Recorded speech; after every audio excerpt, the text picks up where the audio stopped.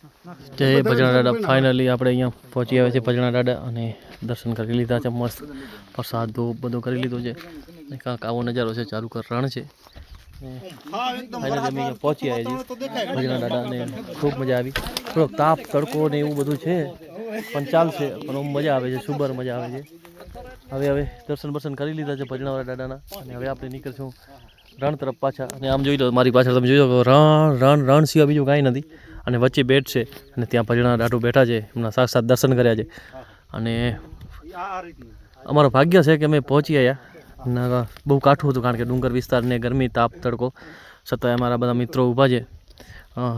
બધા પહોંચી આવ્યા ધીમે ધીમે જોઈ શકો છો બધા કરશન કાકો ભાવેશ દિનેશ ભરત કમલેશ આ બધા અમે આવ્યા હતા દાદાના દર્શન કરવા દર્શન થઈ ગયા દાદાના હે મારા ભજણાવાળા દાદા લાજ રાખજે